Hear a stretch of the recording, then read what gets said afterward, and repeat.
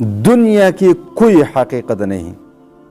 अगर आप गरीबों के पास जाएंगे तो गरीब अपनी गुर्बत का रोना रोएंगे, लेकिन अगर आप कभी किसी अमीर के पास जाते हैं तो वो अमीर गरीबों की जिंदगी पर रश्क खाएगा कि जिंदगी गुजारी सिर्फ गरीबों ने गुजारी, हमारी तो जिंदगी बर्बाद हो गई। न नींद आ रही है, न खाना खा सकते हैं, न आराम कर सकते हैं, न किसी दोस्त के साथ गपशप लगा सकते हैं।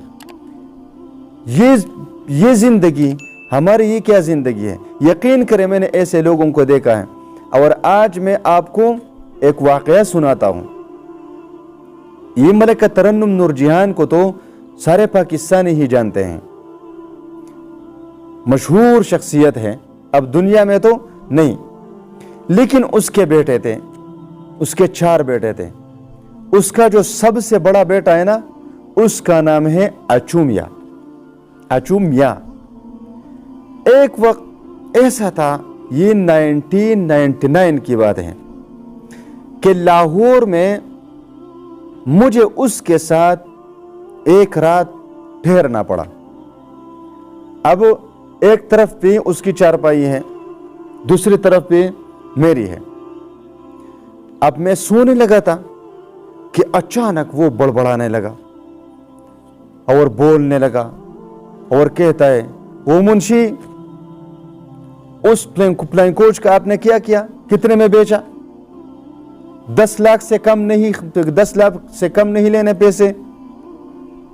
उस कारखाने का क्या बना? ये कारोबार गिनने लगा। तो मैं उठ गया, मुझे तो नहीं पता था। मैंने उससे कहा, सर जी क्या हुआ? उसने कहा, ओ यार खान, तुम्हें कुछ नहीं बोल रहा यार, मैं तो सो रहा हूं। तो मैं सोचने लगा कि अगर ये सोया हुआ है, अगर ये सोया हुआ है तो सोते शख्स तो इस तरह की बातें नहीं कर सकता।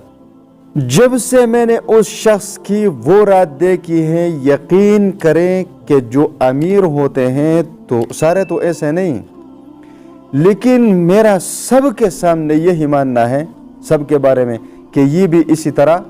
देखिए, उसके पास जाए, कोई चीनी नहीं खा सकता, कोई मीठी चाय नहीं पी सकता, कोई खीर नहीं खा सकता, कोई नमक नहीं खा सकता, कोई सालन नहीं खा सकता, कोई गोश्त नहीं खा सकता, कोई साग नहीं खा सकता, कोई मिठाई नहीं खा सकता। तो उन पर सारी की सारी नेमतें अल्लाह तबारक व तआला की तरफ से बंद हो जाती हैं। तो याद रखिए, अगर आप गरीब हैं तो अल्लाह से मांगते रहे। हमारे पैगंबर भी मांगा करते थे, अल्लाहुम्मा कफ़िनी बिहलालिका अन हरामिका व अग़निनी बिफ़ज़लिका अम्मन सिवाक। ये दुआएं आप सल्लल्लाहु अलैहि वसल्लम की मांगी हुई हैं।